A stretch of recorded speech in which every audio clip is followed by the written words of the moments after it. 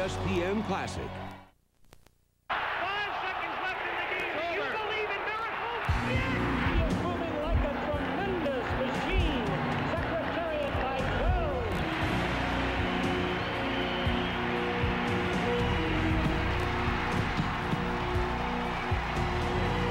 Jerry Strug has won the gold medal for the United States team. The greatest goal scorer in National Hockey League history. Michael Johnson running for the road and into Olympic history. He destroys his old record.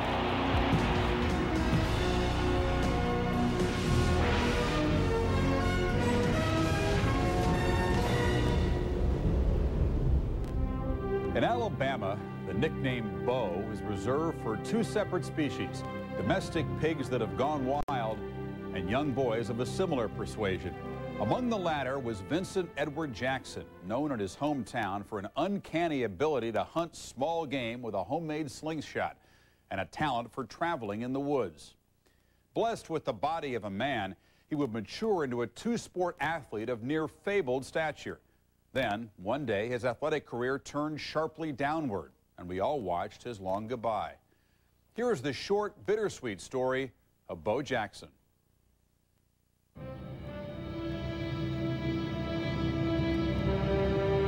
Bo Jackson was a personality that mainstream America felt comfortable with the smile, with the way he was marketed.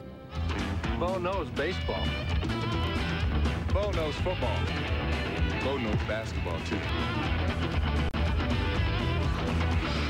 No.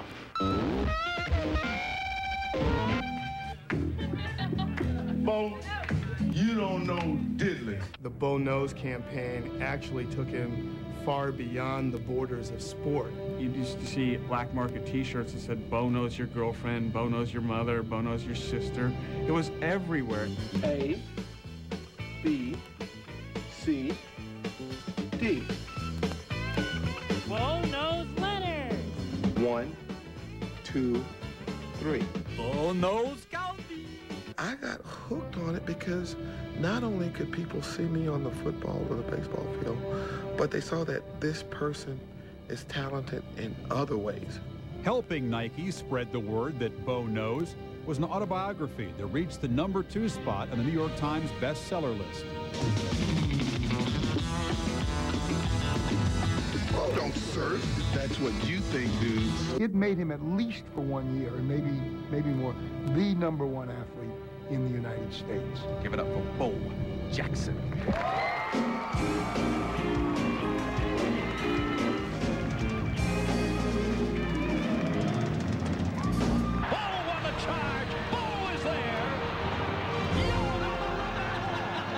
It defies modern technology that he was the kind of physical specimen that he was. And nobody catches Bo. Touchdown.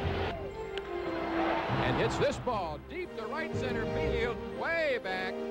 Forget it. I saw him just literally fly through the air so many times, just like Superman, to make a catch. Jackson, what a catch in left field. He had that kind of very rare combination of explosive quick start speed and tremendous power on impact. Here's Bo. And here goes Bo.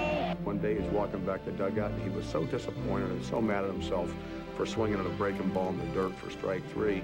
He had his bat on top of his helmet and he just started pulling. The bat shattered in 2. How do you practice that?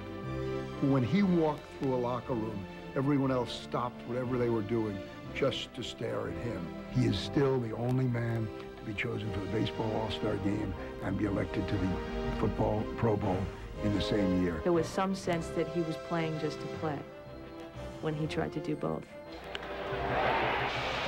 Hey. He's remarkable, and look at that one. Bo Jackson says hello. When he led the game off Rick Rusher and hit a home run, I couldn't believe it. I mean, here he is leading off his first All-Star game. I thought he'd be nervous, and I'm asking him on deck, Bo Jack, you nervous? No, Puck, I ain't nervous. Later in the game, he stole a base. I think he and Willie Mays were the only 2 guys ever to hit a home run and steal a base in an All-Star game. And Bo was the MVP.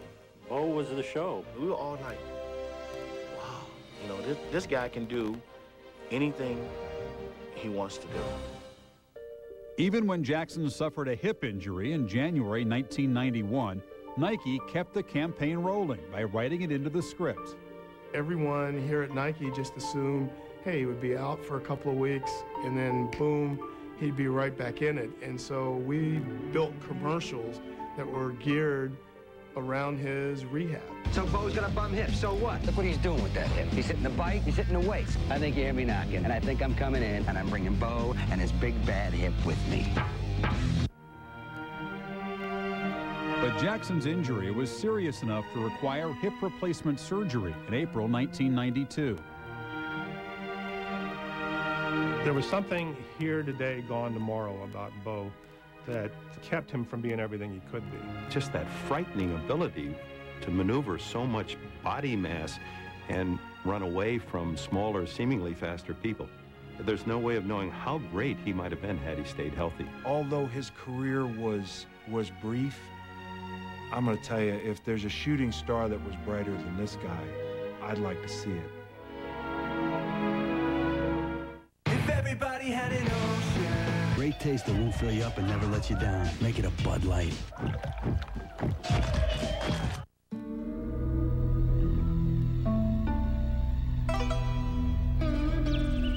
Bessemer is a very poor town. You know, it was a steel mill town, and the steel mills dried up. A lot of run-down houses.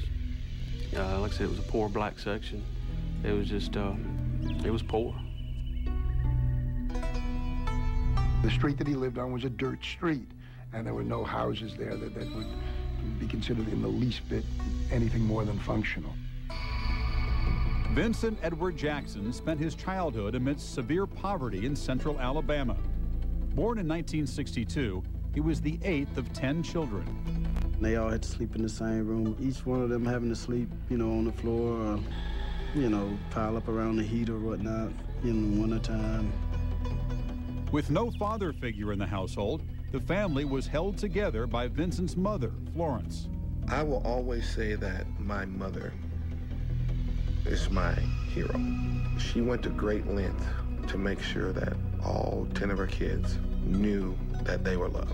Sometimes she worked 3 jobs, working 7 days a week, from sunup to sundown, just having enough time to come home, lay her head down, and go to sleep so she can get up the next morning at 4 o'clock to be at work at 5 o'clock in the morning.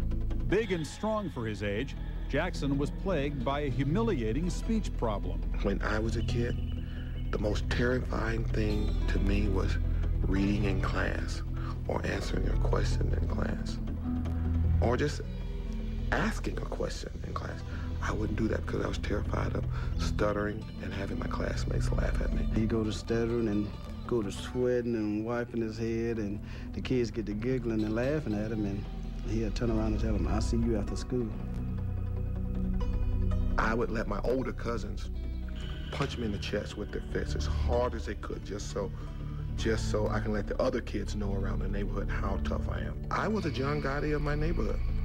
I once hit my cousin with a baseball bat, female, and I would have hit her a second time, but my older sister grabbed me as I stood over her and was about to whack her again.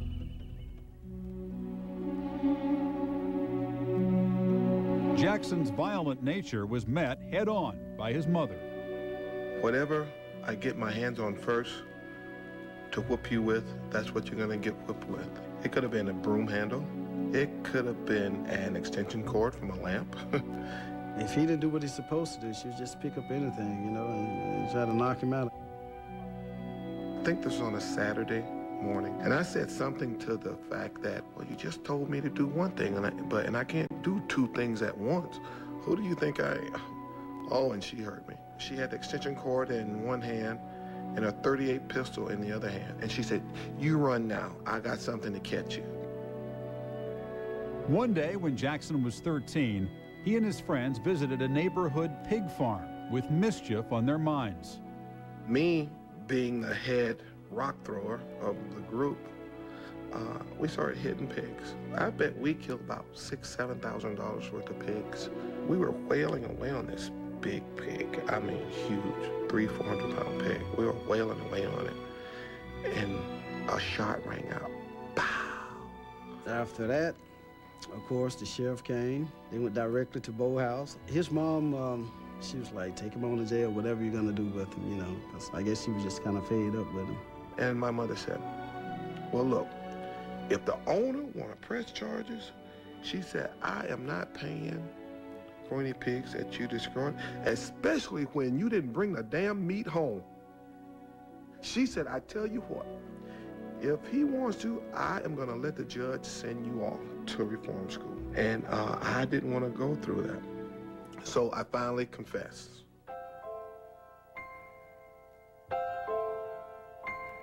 When Jackson went out for the football team at McAdory High School, his mother was not happy. She said, if you practice today, this house will be locked up when you come home. Sure enough, it was locked up, so you had to sleep in the car. Despite his mother's reaction, Jackson persisted and became a three-sport star. It began on the football field, where he played on both sides of the ball. The only time he came off the field was for punts. He returned punts, he returned kicks, he played defense. And Bo would come down the line. His responsibility was taking the quarterback on the option. He'd tackle the quarterback. Quarterback would pitch the ball. Bo would get up and run down the pitch man and tackle him for a 1-yard loss. In the spring, he was the best player on McAdory's baseball team. He'd hit 2 home runs, 2 at-bats. And the left fielder was playing up against the fence the third time up, playing really deep. And Bo hits a towering fly ball. And he hit it between the third baseman and the left fielder, and he hit it sky high. And Bo started jogging to first because he thought he was out. And Coach Brazil, he yelled at him to start running. So Bo started running. The ball drops in, so I'm gonna hold Bo up at second. So I throw my hands up like this to hold him up. He's on top of me at third. And I'm like, I just do this, and he makes a short loop and scores standing up. And the place went crazy. And these scouts came by and said, it's impossible. No one can run that fast. So they had people hit fly balls, people running just to see, and none of them got past second. Jackson also ran track, his favorite sport. He won 2 state decathlon championships. He said, could I have a future in track when I leave high school? I said, well, no, because you got to make the Olympics first, and then from there, yeah, you have a future. When he wasn't running track, Jackson was on the baseball field, where his talent for throwing hard penalized him. He hated to pitch, but the guy was so overpowering with everybody else that, you know, everybody else could sit down in the outfield because they knew once Bo got up there, the kids couldn't hit it. I hated it with a passion because it was boring. You stood there on the mound and you ended up with throw balls, throw balls, throw balls. First game, he's out there, and he throws 4 straight balls, the first batter, and kind of looks at me like, I'm thinking, all right, let's just see who's the toughest wheel here. I walked 3 batters in a row on purpose, and he come out of the dugout, and he sat on a bucket of balls and just sit there and stared at me. Like, all right, if you walk another batter, you will pay. So I guess he realized that he was a waste of time, so then he struck out the next 3. We had lost about 4 in a row. He came up to me just furious. He said, Coach, they just don't care. He said, I got to do something to get them up. He was crying, just furious. And I was so angry till, yeah, my eyes welled up. And I started crying. I said, I am not a loser. And I'd be damned if I'm going to let you all make me a loser. I like winning. Remarkably, Bo's senior year in high school, he was not voted the outstanding athlete in his class. The vote went to the quarterback on the football team, who was white. Some of the rumors flying around was that I was going to win the award. And some of the black students felt like that it was, you know, a racial issue, that, you know, Bo was by far the better athlete. Oh, we almost had a riot down at the school. All of the black students thought that I should have won, which it really didn't matter to me. And for a couple of days, you had the blacks on one side, the whites on the other. Our principal called all the seniors in the library right after that. I kept the athletes downstairs in the locker room, and Bo said, Coach, I want to go to the library with the seniors. You could hear a pin drop. He said, let me tell y'all something. He said, I didn't come to this school to get a bunch of awards. I came here to get education. I said, it doesn't matter who says who is the best athlete or the best person about this. I got 3 more months here. When I leave this high school, I may never come back. My main goal right now is to graduate on time and go on with my life. He saw the opportunity to not only make a future for himself, but to help his mom out, who had been just working herself to death to raise those kids and to give them everything. And so he really got focused and knew that he had a chance to be something special.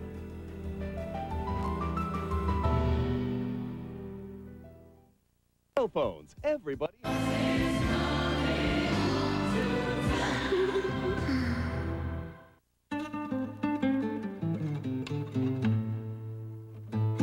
He could have turned professional right out of high school. He could have signed with the New York Yankees, but he didn't want to do that. He wanted to go to college because he wanted to please his mother, and I think he wanted to please himself, too.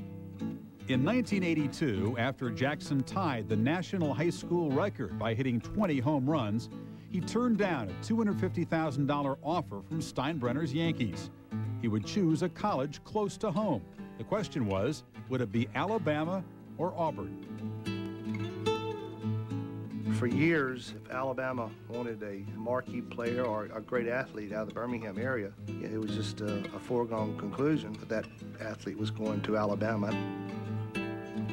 Ken Donahue, Bear Bryant's defensive coordinator, helped make up Jackson's mind. And he told me, he said, Bo, I'm going to be honest with you. We would love to have you at Tuscaloosa. He said, but my honest opinion is that I don't think you'll get a chance to play until the end of your sophomore or the beginning of your junior season. The only other big school here is Auburn. Auburn hasn't beat Alabama since 1972, and they will never beat Alabama. The Auburn head coach was more optimistic.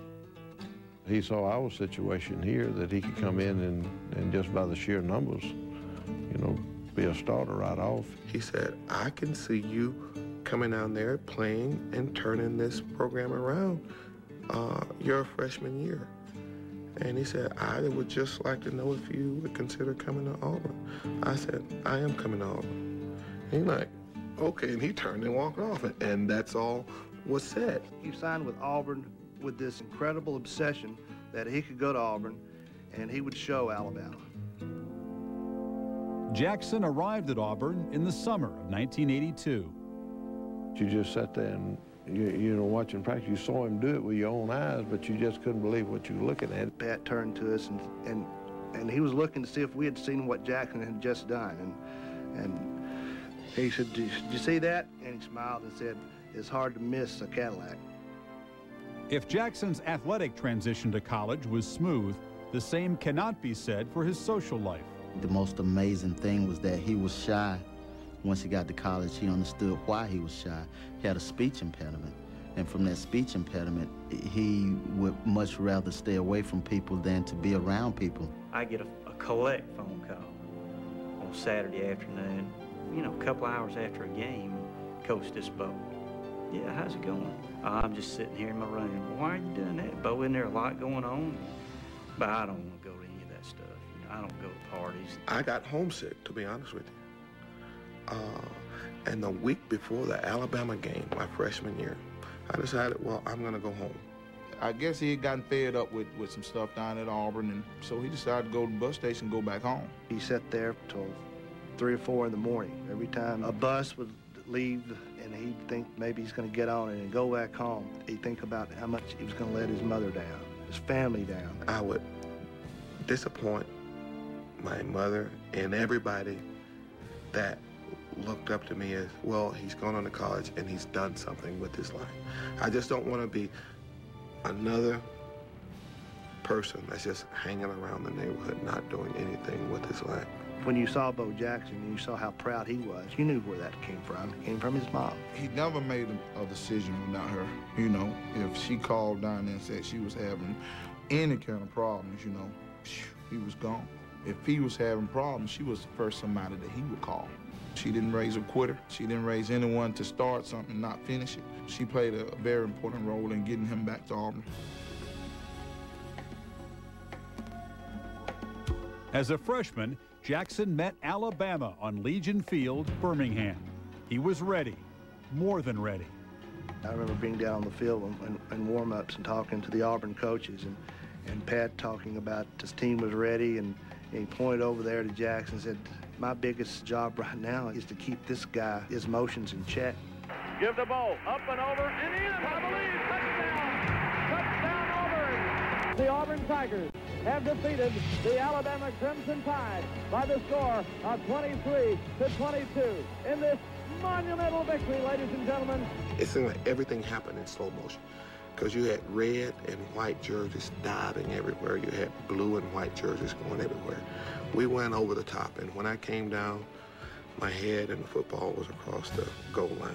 First amount he went looking for was his mom, the person who he shared all his intimate moments with, you know, and just start crying, you know, weeping like a little baby. I started crying because she was happy, and all of these people sitting up around her telling her how great her son is. And I hugged her, and she said, everything's gonna be all right, baby, everything's gonna be all right. And I cried, and we celebrated.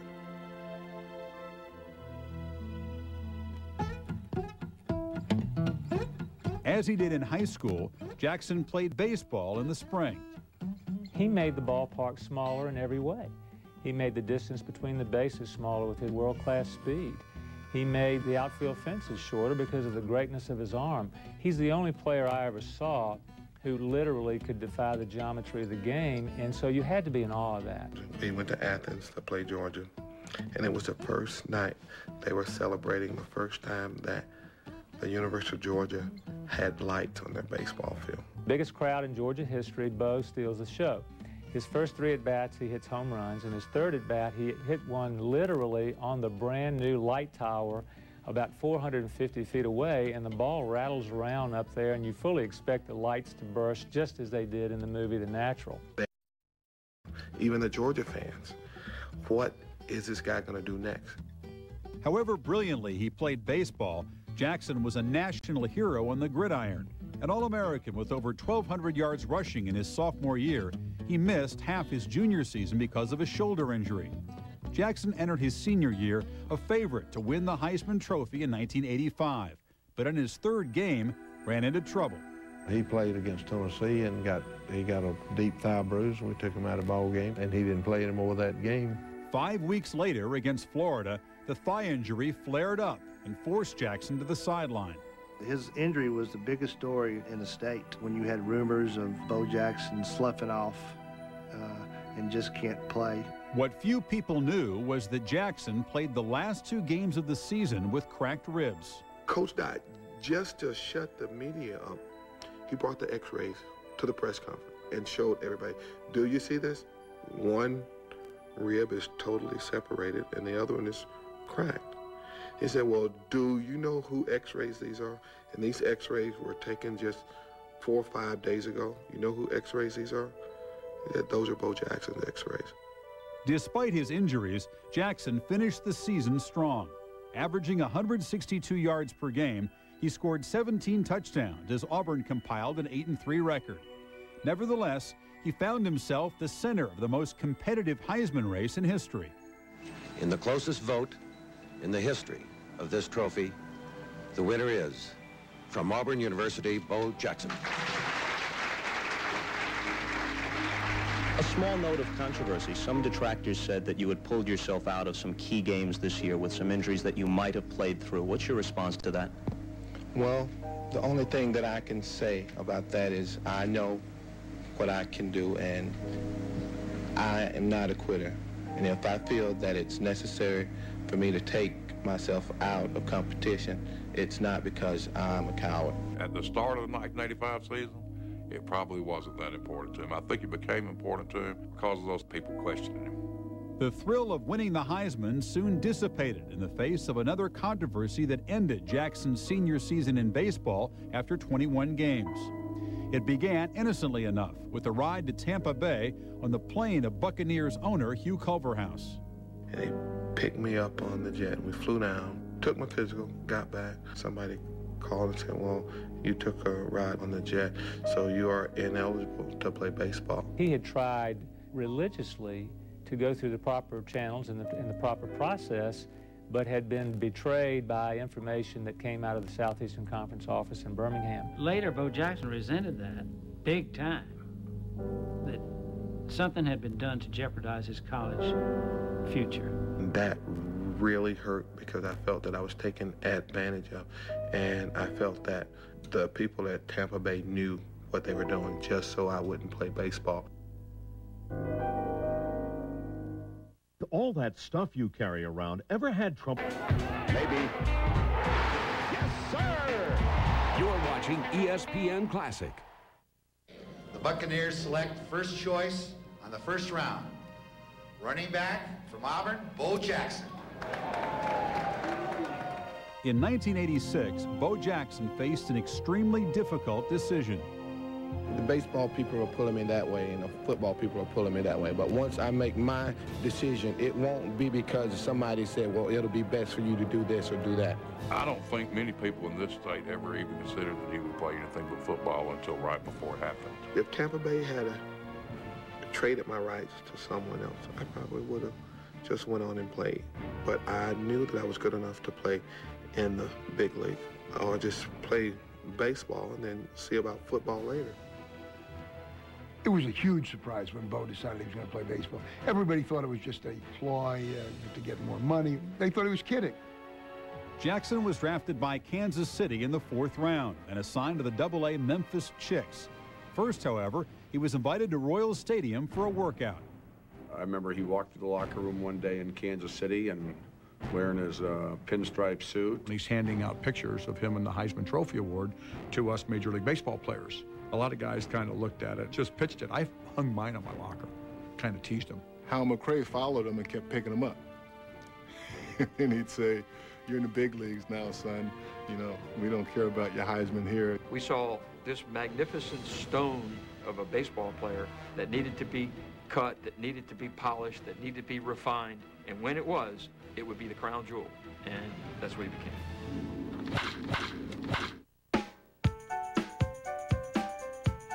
When he first showed up for the Memphis Chicks to play his first professional game, you would have thought that Elvis had come back. And this guy was almost bigger than Elvis at that point in time.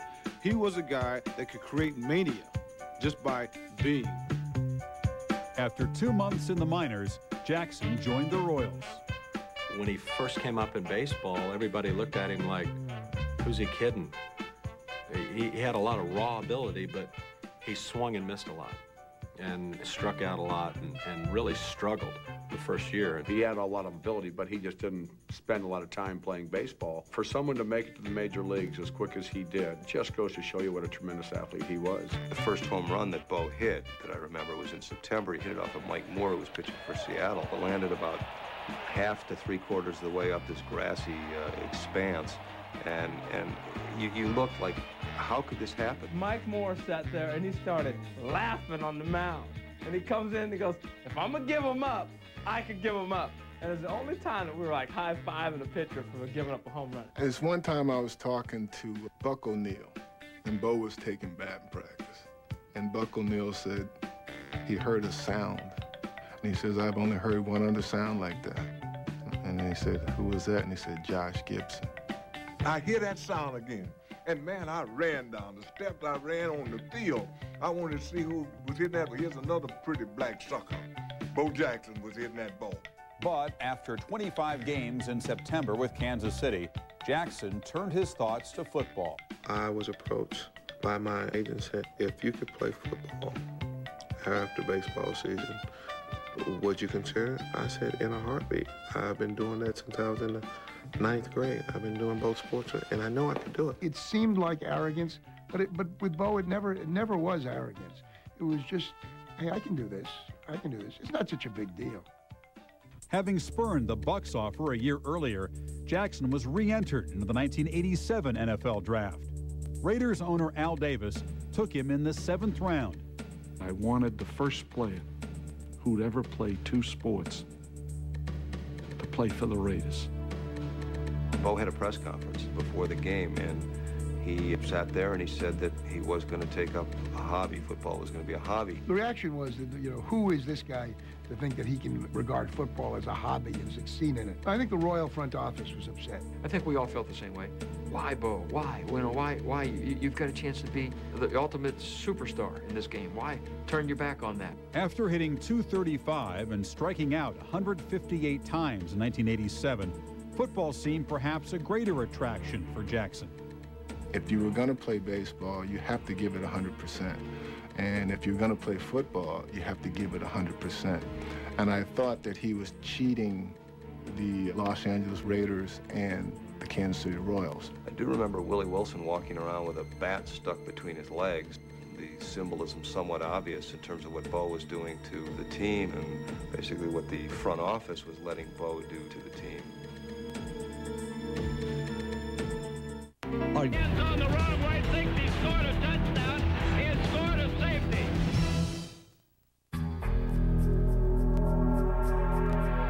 I can remember when he first came to us. He was running the ball, and he came aside and said, "Art, will you just tell the rest of them to please, just get out the way. If they're not going to block, just get out the way," because guys were in awe of him. They're standing up watching him run. He had just gotten there and had very little practice, and he's sitting there frustrated and says to me, "I didn't come here to sit on a damn bench. We play next week in Seattle. I'm going to win the thing by myself." In Bo Jackson's 5th NFL game, he celebrated his 25th birthday with 221 yards rushing that was highlighted by a 91-yard touchdown.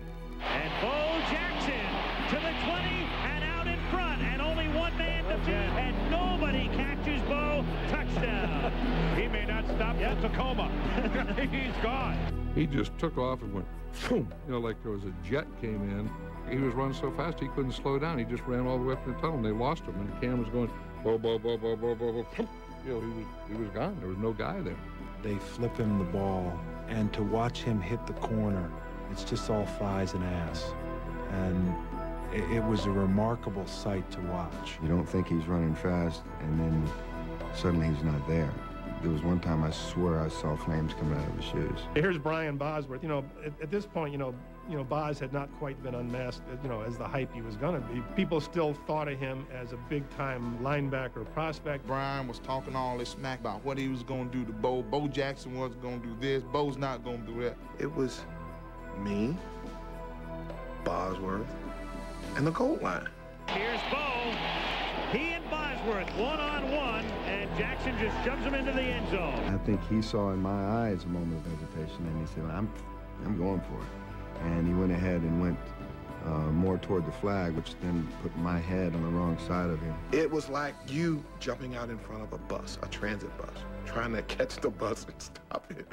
And I carried him to the end zone. When I got back to the sideline, and everybody was wondering, so what did you say to that SOB? I jokingly said, but I told him, next time have bus fare. That was the day that the whole Bo thing came to fruition. And that was really just the exclamation point behind the, this is no hype. Meanwhile, in his other sport, Jackson was beginning to make the same kind of impact. By 1989, he had established himself as a bona fide power hitter with 32 home runs and 105 RBI. Against the Mariners, he made a throw for the ages. He made the greatest throw I ever saw in Seattle. To me, Harold Reynolds was running. I take off, I get a great jump, ball into the left field corner. Thinking, ain't no way they're gonna get me. I'm flying, full speed around second. Bo gets the ball, he just turns around and just throws the ball. Threw it as hard as I could. I threw it where I thought home plate would be. And the next hitter is going slide. I'm thinking, slide, are you crazy? He can't do it. Yes, he can. I don't believe it. He made an absolutely perfect throw. And I hop up and I slam my helmet down because I'm like, no way, he a mile out, no way. When he looked out there where I was standing, I kind of pulled my pistols out and shot him. Pow! Put it back in my holster. Well, the next day I came out during BP and they're out there stretching. I jump on his back. I'm like, you gotta be kidding me. You threw me out like that. And you can't run on this. He said, you aren't human. He said, you are from another planet. We should make you go pee in a cup to see what you're doing, just to see what you're made out of.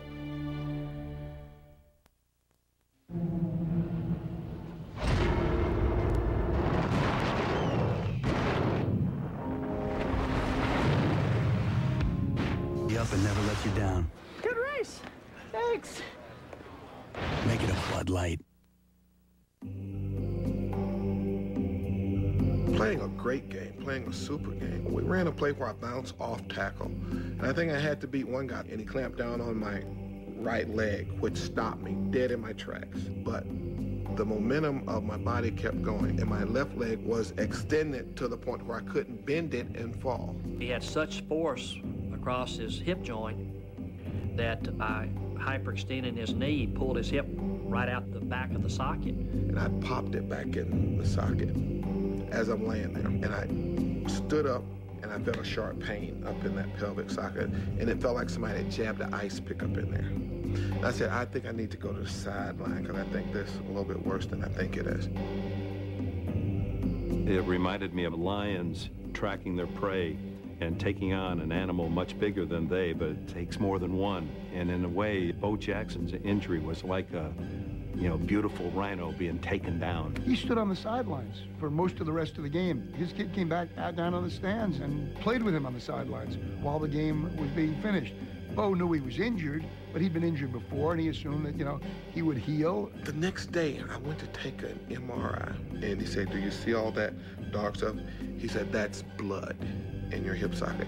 And for the first time in my life, I got lightheaded, nauseous, to where I almost passed out, and I had to sit down. Wow. I really injured myself. And it took me some time to get over the fact that I probably wouldn't play football again. Jackson's attempts at rehabilitation in 1991 met with little success. He was still hobbling when he arrived at the Royals spring training camp. I said, what? Bo's on crutches. And sure enough, he was on crutches, and of course that was the beginning of the end as far as Bo goes with the Royals. Jackson was released by the Royals on March 18, 1991. I thought that, as much as Bo could still do, at least they'd give him another shot, or at least a chance to let him get well. Right now, I'm not in the best health that I've been in the past, but don't count me out because I know deep down inside that I'll be back playing baseball this year. Still not knowing the extent of his injury, Jackson signed with the White Sox 2 weeks later and continued his rehabilitation. He showed pain but never admitted to pain. I always, one of my main questions is, does that bother you? He's like a freak of nature. Even if it hurts, he doesn't admit it. He's an incredibly mentally tough guy. I watched him in the outfield with like a parachute on him, and they had like a harness on him. They were trying to develop and regain the strength in the hip. This guy was pounding across the outfield, pulling our strength coach behind him like a plow horse. I was among the people who was in the stands when he had that last at-bat down in spring training and when he hobbled to first base. And it was, one of the saddest things you ever want to see. Here is this man of infinite speed, just stumbling down the field. It was very hard to watch. It wasn't sad because Bo was trying to play, because Bo was doing a courageous thing. But it was sad in the context that he wasn't the Bo Jackson he was before. The joint was really starting to fail. He said, what do you think, Herm? And I said, I don't think you can go any further. I said, I think if you don't address this problem now, you're going to ruin the quality of your life for your future. While recovering from surgery in 1992, Jackson learned that his mother would soon leave him. It is a devastating thing to see the backbone of your family deteriorate, and to have an illness such as cancer to take her away from you. I come back 3 weeks later after my hip surgery, and she don't have the strength to sit up, and I knew that she was suffering. I kissed her on her forehead, and then I whispered in her ear, and I told her, I said, Mom, I said, it's okay. You can go on and go. I said, because I know that you're tired, and I know that you're worried if everybody's gonna be all right. I said, I'll make sure that everybody be all right. I'll take care of everybody. You don't have to hold on any longer. I said, it's okay. But before Florence would let go, her son made her a promise. She asked me before she passed, was I gonna get my college education? And I said, just for you. I'm gonna go back and finish up just for you. Then she asked me if I was going to go back and play baseball. And I said, if I did, I would do it just for you. And the first hit I get will be for you. That ball hit deep to right field. Tarnover goes back, looks up. You can't put it on the ball. Yes! Bo Jackson, in his first at-bat in the 93 season. What a moment this is for that man. I had some tears come down my face, to be honest with you. And I mean, that's not a real macho thing to say for a guy, but we spent a lot of time together. And then he came in after he hit it and gave me a big old hug and said, I love you. That's good enough. You know, that made me happy. When I got that ball, I took it to my jeweler, and he encased it in a block of acrylic with a little tag inside that said, just for you, Mom. That has to be the most gratifying moment in my athletic career period. After hitting 16 homers and striking out 106 times in part-time duty with the White Sox in 1993, Jackson was released. He joined the Angels in time for the 1994 season, hitting a career-high 279 with 13 homers when the players' strike began in August. While the players and owners wrangled, Bo Jackson quietly retired. I have been performing for other people besides my family since I left high school. And I think it's time for me just to settle down and be home a little bit more, do things with my kids, and start to be a dad instead of just being a number with a name over it. After virtually disappearing from the public eye, Jackson began a business career. He travels the country promoting better health and education for youngsters. Bo spends much of his time with his wife, Linda, and their 3 children. He's a good father, and that, to me, makes me as proud of him as anything. Kids today already don't know who Bo Jackson was, and that's very sad. I thought he was the greatest athlete I ever saw. For pure athleticism, I think he was the best, and I hate to see that forgotten, but I don't think it bothers Bo at all. I never set out to be a Hall of Fame baseball player or a Hall of Fame football player. I just love to play, period. When you talk about great running backs of all time, you're going to forget Bo Jackson, but Bo Jackson was one of the great running backs of all time. If he would have stuck to baseball, I think, and really dedicated himself, you know, he could have been one of the great players ever to play the game, in my opinion. You know, you can look back and say, what if he had played 15 years and starred in 2 sports? Would he have been the greatest athlete of the last century? Who knows? He falls into the heading of kind of a guy that, you know, there were kind of moments, you know, there were snapshots, but you feel cheated that you didn't get to see the whole album.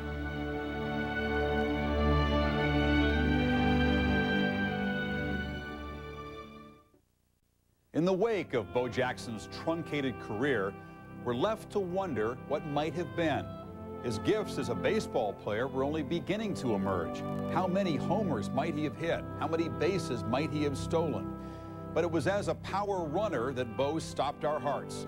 In his 4 seasons with the Raiders, Bo was on pace to eclipse Jim Brown's NFL record of 5.2 yards per carry.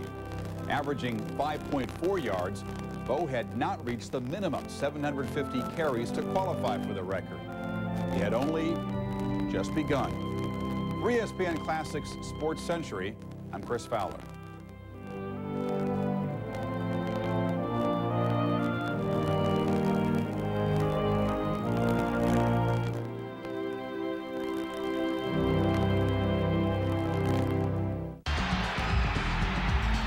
This is ESPN Classic.